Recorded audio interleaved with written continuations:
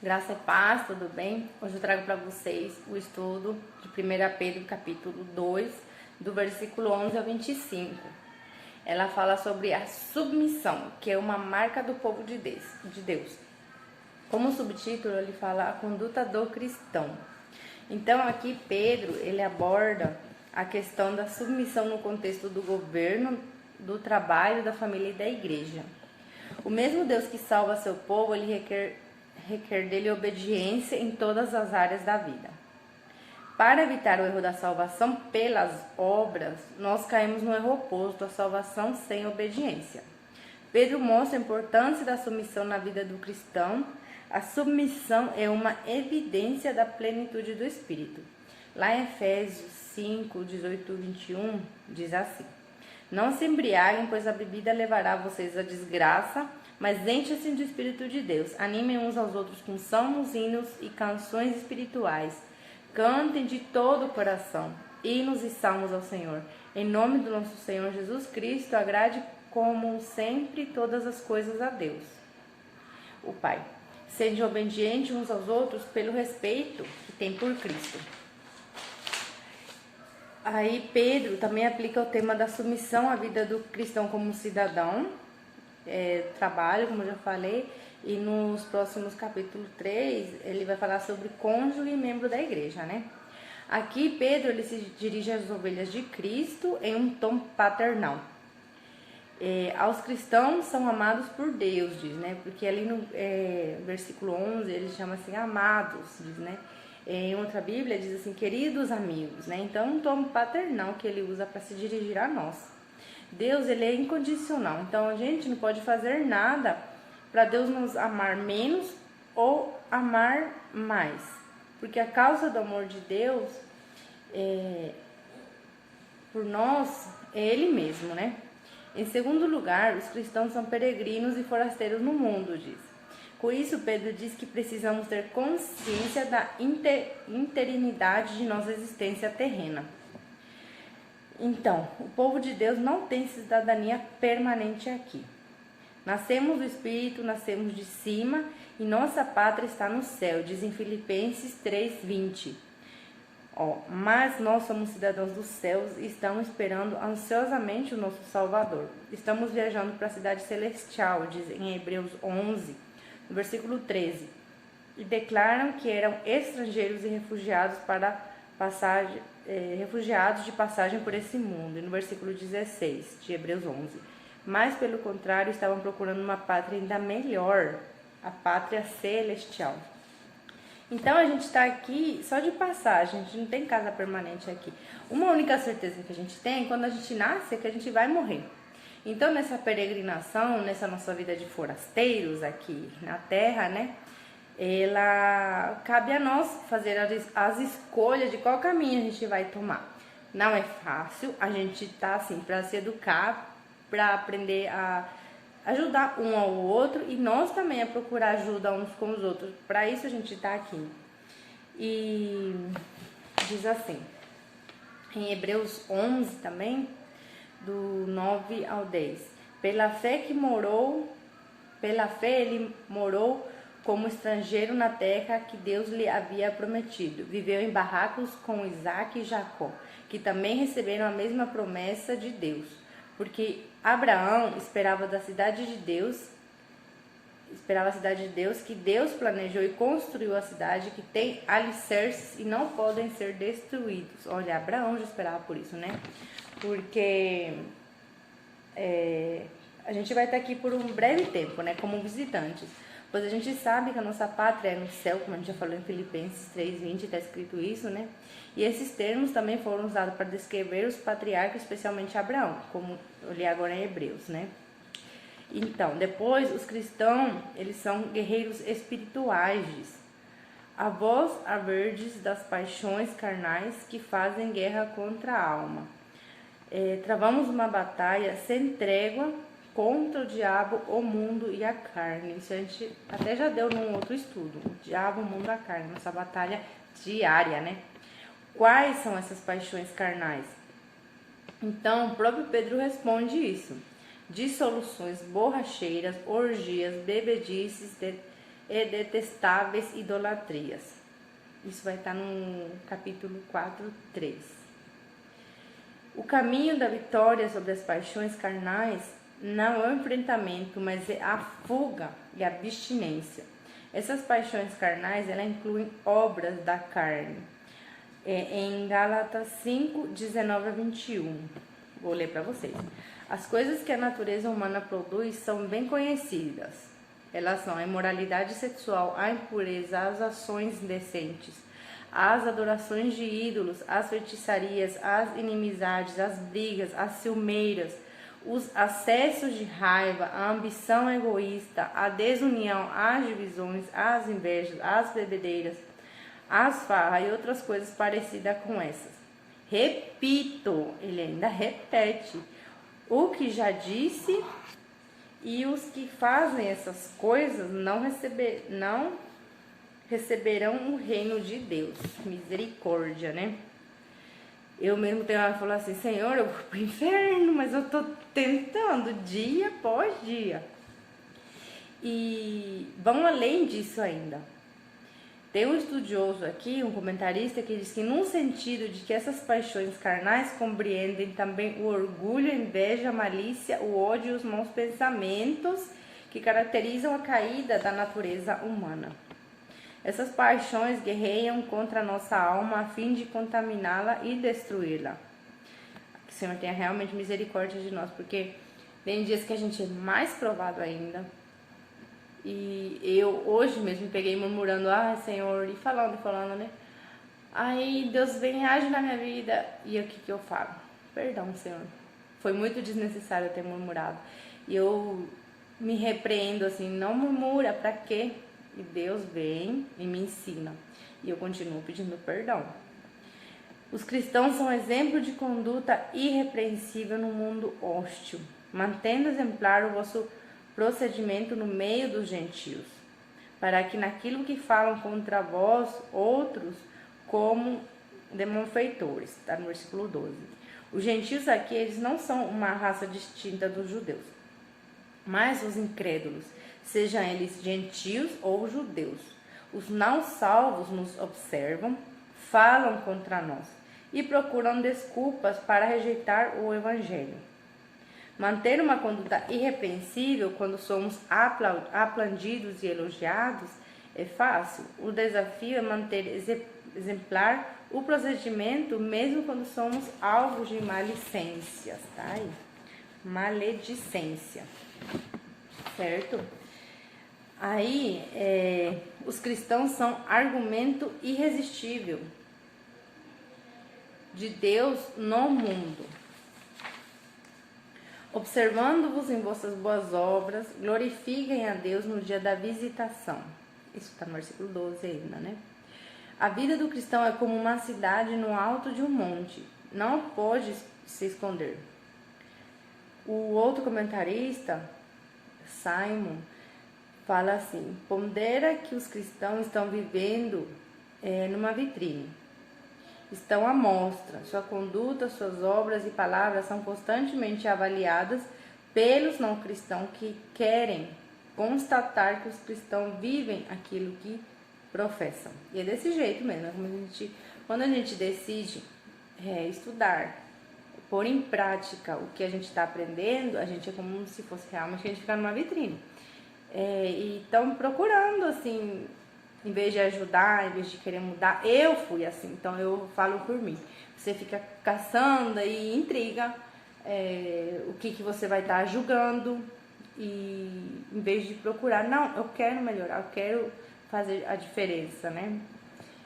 E é assim. Então o mundo olha para nós, pode discordar de nós, até nos atacar, mas não pode deixar de reconhecer nossas boas obras. E não somente as boas obras, né? Não são só as obras, é a obediência também. No âmbito do governo, aqui é forte também.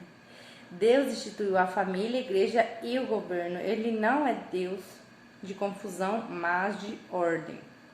O princípio de autoridade e o dever de submissão são ensinos claros nas Escrituras. Pedro não recua nem transgride com a verdade. A abrangência da submissão. O que é abrangência? Eu também olhei assim, o que é abrangência? Fui lá, procurei. Ele quer dizer sobre o que abarca, o que compreende essa submissão. Sujeitai-vos a toda instituição humana. Está no versículo 13. Pedro, ele aqui fala primeiro no âmbito mais geral. A submissão, ela não é uma opção. Você se submeter, ela não é uma opção. Ah, vou me submeter sim ou não. Não, ele é um mandamento. Pronto, ele é um mandamento. A fé cristã nos ensina a honrar o próximo. Devemos colocar os interesses do próximo acima dos nossos interesses. Devemos ter mais alegria em dar do que receber. Mais alegria em servir do que em ser servido. A motivação para a submissão. Qual é a motivação? Por causa do Senhor. O Senhor é nossa motivação. Nossa obediência às autoridades constituídas decorre de nossa obediência a Deus. É por causa do Senhor que somos submissos às autoridades.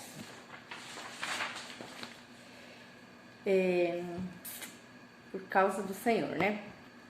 Então, Pedro deixa implícito que Deus é soberano em todas as áreas e está plenamente no controle de tudo. Os níveis de autoridade, quer seja ao rei como soberano, quer as autoridades como enviadas por ele, está no versículo 13 ao 14. Quer seja o rei como soberano, quer as autoridades como enviadas por ele. O que Pedro está dizendo é que não importa o sistema de governo, monarquia, presidencialismo ou parlamentarismo. Devemos prestar obediência. Não importa se a autoridade é um rei, presidente ou primeiro-ministro, nosso dever é sujeitar-nos a ela. Esse respeito e obediência não são a pessoa, mas a função que ela ocupa. Esse Simon Kistemaker, que é um dos comentaristas do nosso estudo, ele ressalta que Pedro escreveu essa epístola nos últimos anos do... Olha aqui, eu fiquei meio contrariada. Falei, nossa, eu preciso me meter quando a gente não está de acordo. Não adianta você não estar de acordo. Deus colocou lá e diz assim, que nos últimos anos, Pedro escreveu a epístola nos últimos anos do perverso imperador Nero. Quem conhece a história de Nero, né, é bem pesado. Este subiu ao poder em 54 depois de Cristo, aos 17 anos de idade, e cometeu suicídio aos 14 anos, depois em 68 depois de Cristo. Durante o reinado desse imperador, o próprio Pedro sofreu o martírio por sua conduta. Nero não era digno de alto cargo de imperador romano. Mesmo assim, Pedro o reconhece como soberano e exorta os cristãos a honrá-lo. Pedro diz que a obediência do povo de Deus deve ser endereçada ao rei e aos governadores nomeados por ele. O Novo Testamento faz referências, por exemplo, aos governadores Pilatos, Félix e Festo, aqueles que governam, não importa em que escalão, governam por concessão divina. Que forte. Jesus disse a Pilatos: nenhuma autoridade teria sobre mim se de cima não te fosse dada. Eu já tinha escutado isso em outras vezes e eu acredito que vocês também, mas eu não tinha essa compreensão. Isso está em João 19:11. Nenhuma autoridade teria sobre mim se de cima não te fosse dada. Uau, o apóstolo Paulo, ele é enfático. Aquele que se opõe à autoridade resiste à ordenação de Deus. Está em Romanos 13:2. Fala sobre o dever da autoridade, tanto para castigo dos malfeitores como para louvor dos que praticam o bem. No versículo 14. A autoridade é instituída por Deus como um duplo propósito: promover o bem e coibir o mal. O Estado, com sua ordem e leis, é um ministro de Deus competente para promover a justiça social e o bem geral da sociedade. Ao mesmo tempo, é investida a autoridade para refrear o mal, punindo exemplarmente os culpados. Quando as autoridades, porém, se tornam omissas no cumprimento desses deveres ou se corrompem ao ponto de promover o mal e coibir o bem, são passíveis de repreensão. Nesse momento, precisamos exercer nossa voz profética denunciando abusos e desvios, ainda que isso nos custe a vida. Um outro estudioso aqui, ou comentarista do estudo, diz que quando a autoridade classifica o mal como bem e o bem como mal, quando se arroga o direito de controlar a consciência e a fé, vale a palavra de Jesus. Dai, pois, a César o que é de César e a Deus o que é de Deus. Está em Mateus 22, 21. Aí eu me perguntei, o que quer dizer dar a César o que é de César e o que é de Deus, dar a Deus, né? Então, diz assim, que a gente tem as leis, certo? E diz que devemos pagar por nossos impostos. Por mais que a gente ache injusto, às vezes, os valores dos impostos, é nossa obrigação pagá-los. Porque Jesus Cristo é nosso Deus e foi o que Ele nos ensinou na lei dele, que é perfeita, submeter a nossos governantes, desde que não seja contra a palavra de Deus. E dar a Deus o que é de Deus. E o que é de Deus? Amar a Deus sobre todas as coisas, a glória a Deus, a honra a Deus, a obedecer a palavra dele. Se a gente não obedece à lei humana, que é de pagar imposto e tal, obedecer às autoridades, apesar, né? Então, como é que a gente vai obedecer a alguma coisa que a gente não vê a Deus? A gente tem que obedecer. Então, os dois andam juntos, né? É o entendimento que a gente vai ter através do estudo. Eu também não tinha esse entendimento, tô aprendendo agora. E é muito forte, porque são coisas que a gente aprende realmente só lendo a palavra de Deus. O propósito dessa submissão. Porque assim é a vontade de Deus, que pela prática do bem façais emudecer a ignorância dos insensatos. Achei muito legal essa parte. A obediência civil expressa a vontade de Deus para o seu povo, especialmente no contexto em que o povo é caluniado, perseguido e despojado. Um exemplo vale mais que 1000 palavras, diz. O testemunho irrepreensível é melhor que discursos eloquentes.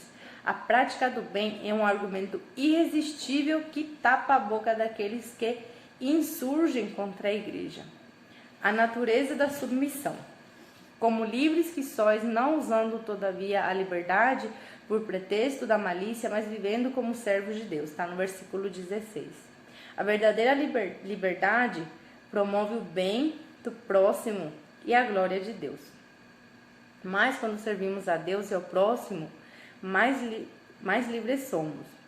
O comentarista Kistemacher cita Lutero aqui, diz que um cristão é um senhor perfeitamente livre sobre todas as coisas, não estando sujeito a nenhuma delas. Um cristão é um servo perfeitamente obediente a tudo e sujeito a todos. Não é fácil isso. Transformar a liberdade em libertinagem e submissão em insurreição é um pecado contra Deus e uma afronta às autoridades. Encobrir a maldade com pretexto da liberdade, isso seria também abusar da liberdade. Por quê? Para a gente entender o que eu quis dizer aí. Porque a verdadeira liberdade é liberdade para o bem e para a obediência de Deus. É liberdade do pecado e da malícia. Então a liberdade é para isso. É a liberdade para fazer o bem, para obedecer o que Deus manda. Por isso, a verdadeira liberdade supõe outra atitude. Sermos servos de Deus. Aqui o William Buckley, ele afirma corretamente que o cristão é livre porque é escravo de Deus. Mas como? O que isso quer dizer? Que nossa perfeita liberdade reside em servirmos a Deus. É conhecido o adágio pronunciado por Agostinho de Hipona. Ai, achei lindo. Quanto mais escravo de Cristo sou, mais livre eu me sinto. Viu como é que é lindo ser escravo de Deus? Porque a gente se sente mais livre, mais leve, né? Isso. Então, tem os limites da submissão também, tem limites. Tratai todos com honra, amai os irmãos, temei a Deus, honrai o rei. Parece tão fácil assim lendo, né? Então, tratai todos com honra, no versículo 17, tratai todos com honra, amai os irmãos, temei a Deus, com honra ao rei, versículo 17, tratai todos com honra. O cristão deve tratar a todos com devido respeito independentemente da sua posição na sociedade. Todo ser humano é digno de respeito por ser uma criatura feita por Deus. Amai os irmãos. A igreja é a família de Deus. É o que identifica os verdadeiros filhos de Deus e o amor praticado uns pelos outros. Temei a Deus. O temor a Deus é o princípio da sabedoria e o caminho para uma vida feliz. E isso está também em Provérbios 17. Vou até ler aqui para vocês. Para ser sábio, é preciso primeiro temer a Deus, o Senhor. Os tolos desprezam a sabedoria e não querem aprender. Triste, né? Porque quando a gente mais sabe, quando a gente mais se entrega a Deus, quando a gente mais escravo de Deus é, mais a gente aprende a ficar mais sábio e mais leve. Então, o temor significa reverência e respeito à pessoa de Deus e à sua palavra. Tem uma declaração aqui de um outro estudioso chamado Homer. Quem deseja amar a Deus sem temê-lo, não tem diante de si ao Deus da Bíblia. Até mesmo mais altos anjos cobrem o rosto diante daquele que é 3 vezes santo. Depois diz sobre honrar ao rei, para a gente entender. O rei deve ser honrado de tal modo que o amor pelos irmãos e o temor a Deus não sejam violados. A mesma honra que prestamos ao rei, dedicamos a todas as outras pessoas. Nem menos, nem mais. Assim como devemos tratar com honra um escravo, um idoso, uma criança, um estrangeiro, também devemos tratar com honra ao rei. Fala depois sobre a submissão no âmbito do trabalho, o despeito da perversidade. Servos, sede submissos com todo o temor ao vosso Senhor, não somente se for bom e acordado, mas também ao perverso. Versículo 18. Então, portanto, Pedro aqui se dirige aos escravos domésticos ou da casa. Segundo a lei romana, o escravo ele não era uma pessoa, mas era um objeto de ferramenta viva para o trabalho. Eu lembro lá nos primeiros estudos a gente tinha falado sobre isso. Os escravos convertidos, por causa da sua nova identidade em Cristo, poderiam revoltar-se contra os seus patrões. Mas Pedro, porém, recomenda a eles que fossem submissos aos senhores, independentemente de estes serem bons ou ruins. Trata-se de uma orientação que também foi dada por Paulo. Vou pôr esse de Paulo no textinho ali embaixo. O cristianismo, ele não aboliu a distinção social, mas introduziu um conceito revolucionário de relacionamento. Todos os cristãos eram irmãos em Jesus Cristo. Tá em todo o trabalho. Diz também que todo o trabalho deveria ser feito como se fosse para o próprio Jesus e para a glória de Deus. Está em Colossenses 3,17. Vou por ali embaixo também. Mas esse aí fala também aqui sobre a submissão a despeito da injustiça. Porque isso é grato que alguém suporte tristezas, sofrendo injustamente por motivo de sua consciência para com Deus, no versículo 19. Muitos escravos eram castigados e forçados com açoites rudes, né? Foi essa atitude dos escravos cristãos que impactou o império, que provocou a maior de todas as revoluções, a revolução do amor que tudo vence. Não é fácil sofrer injustamente e você continuar amando, né? Mas é a revolução do amor que tudo vence, é o que Jesus nos ensina aqui. Quando oferecemos o bem àqueles que nos dirigem o mal, somos recompensados por Deus. Em Lucas 35, diz assim, que a gente não só tem que amar a quem nos ama, fazer o bem a quem nos faz o bem e emprestar a quem não vai nos pagar. Olha como é forte isso aqui veio para me confrontar um monte. Porque é fácil amar quem a gente ama, fazer o bem para quem faz bem para nós. Diz assim em Lucas 35, Lucas 6,35. O contrário, amem seus inimigos e façam bem para eles. Emprestem e não esperem receber de volta o que emprestaram. E assim vocês terão uma grande recompensa e serão filhos de Deus, do Deus Altíssimo. Façam isso porque Deus é bom também com os ingratos e maus. O que eu falei quando eu li isso aqui? Ó, Senhor, vamos aprender, né? Se o Senhor está falando, amém. Quando suportamos injustiças, fazendo a vontade de Deus, Ele nos abençoa. Fala sobre a submissão a despeito da aflição. Pois que glória há se pecando e sendo esbofeteados. Por isso o suportais com paciência. Se, entretanto, quando praticais o bem, sois igualmente afligidos e suportais com paciência. Isso é grato a Deus. Ali no versículo 20. Vou explicar esse versículo. O escravo, ele não deveria jamais sofrer como rebelde e insubmisso. O que agrada a Deus é o cristão sofrer por sua fé, por sua consciência limpa e pela prática do bem. O exemplo máximo de submissão, ali do versículo 21 a 25, Pedro encoraja aqui os cristãos, oferecendo-lhes um modelo de Cristo, o maior de todos os exemplos de submissão. Pedro apresenta os retratos de Cristo. Ele é nosso exemplo, ele morreu em nosso lugar, ele é o nosso pastor, atento no céu. Pedro chama a atenção dos cristãos que sofrem injustamente nesse mundo para o sofrimento de Cristo. Quando a gente parar para pensar o que Deus sofreu por nós, por mim, imerecedora, eu fico aí meio contrariada, vou falar para vocês. O sofrimento substitutivo de Cristo, porquanto para isso mesmo foste chamados, pois que também Cristo sofreu em vosso lugar, deixando-vos exemplo para seguir seus passos. No versículo 21, exemplo para a gente seguir os passos dele. Diz assim, Pedro encoraja seus leitores que sofrem justamente para olhar a Jesus. Ao olhar para Jesus, obtemos o alento para suportar com paciência os sofrimentos da carreira cristã.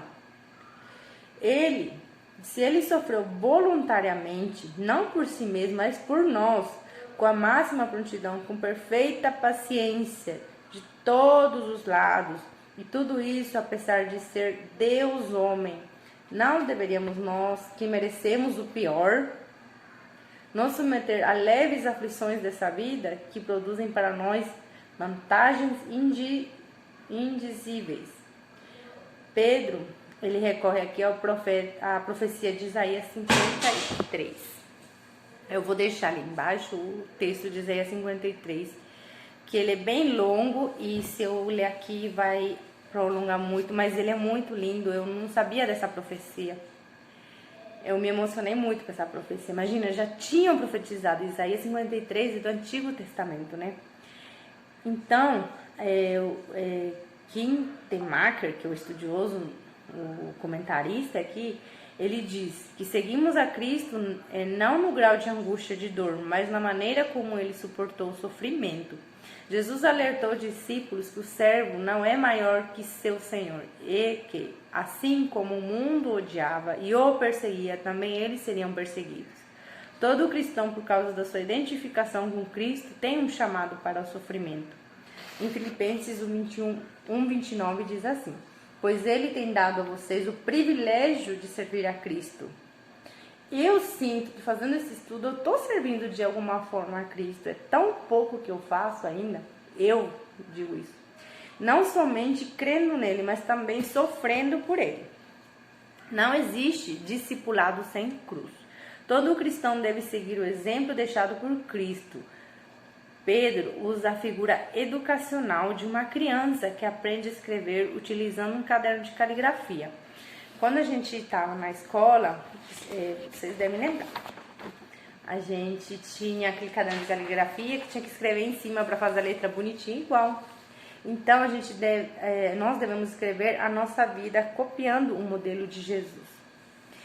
Depois fala sobre o exemplo deixado por Cristo, o qual não cometeu pecado, nem dolo algum,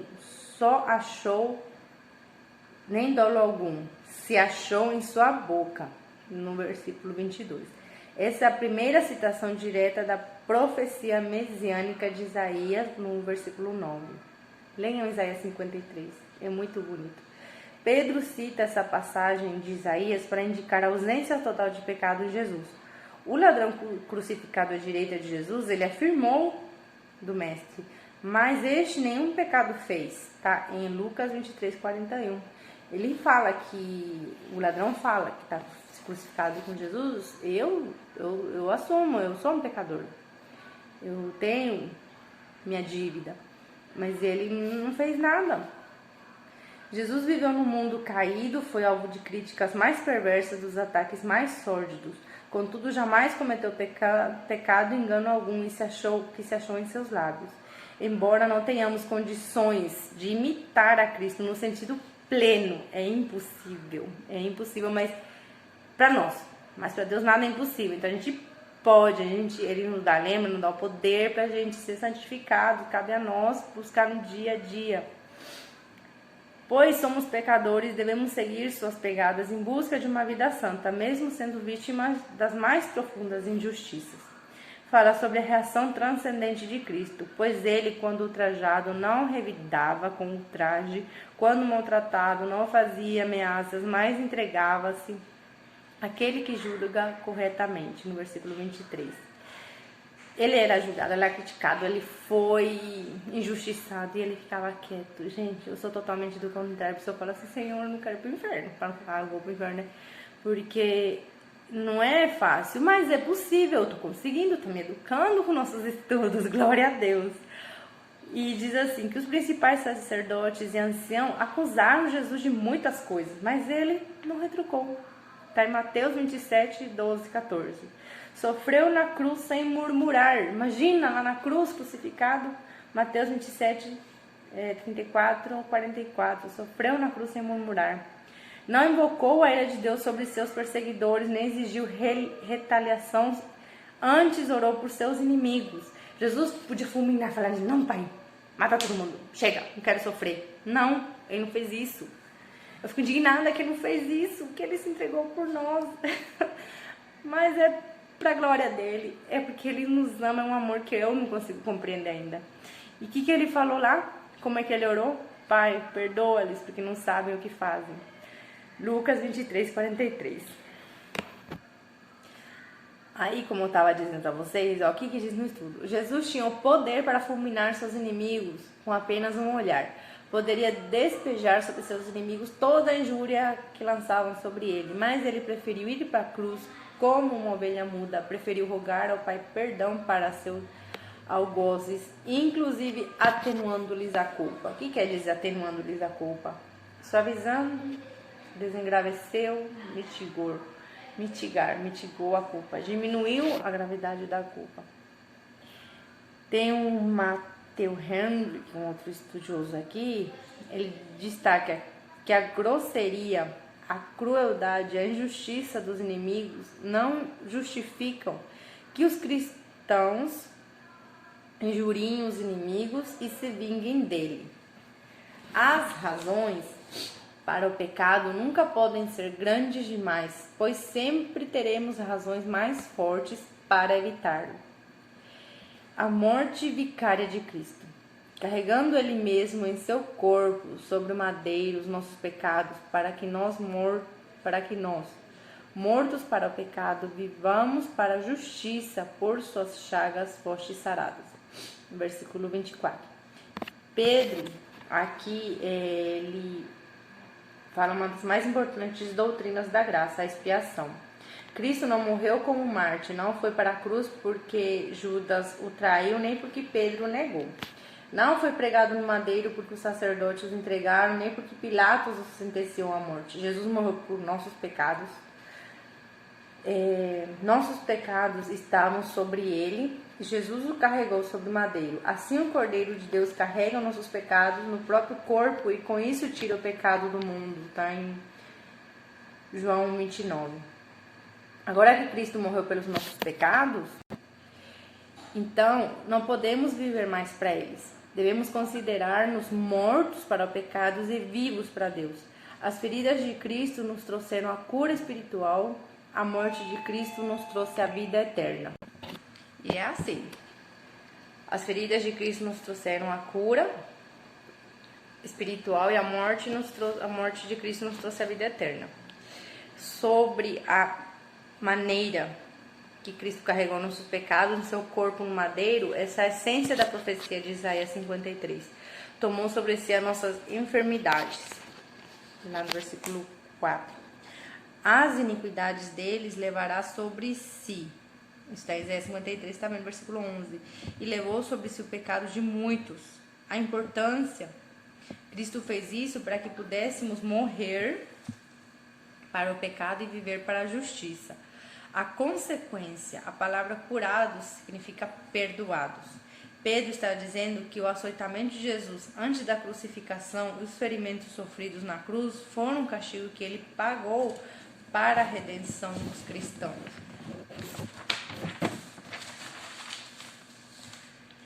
E o cuidado pastoral de Cristo, porque estavais desgarrados como ovelhas, agora porém os converteis ao pastor e bispo da vossa alma.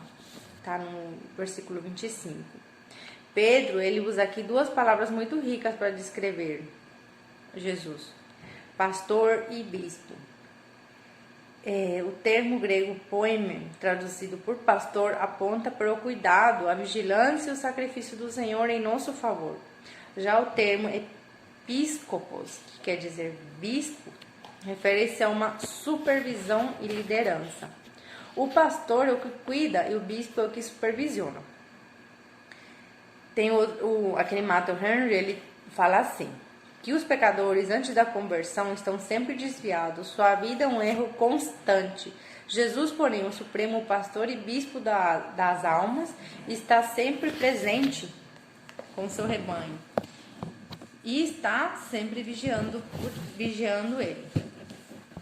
Então a gente conclui com a palavra aqui do outro estudioso, do Warren Wiersbe, acho que é assim que fala, que esse capítulo 2, Pedro apresentou muitas imagens admiráveis do crente. Somos crianças que se alimentam com a palavra, pedras do templo, sacerdotes no altar, geração escolhida. Amém. Povo comprado, nação santa, povo exclusivo de Deus, forasteiros e peregrinos, discípulos que seguem o exemplo do Senhor e ovelhas de quem o pastor cuida. A vida cristã é tão rica e plena que são necessárias essas comparações e muitas outras para mostrar como ela é maravilhosa. Eu espero que tenha sido um estudo muito bom, que a gente se esforce para pôr em prática, porque a gente não sofre tudo o que Jesus passou para nos salvar, tá? Até o próximo estudo. Beijo!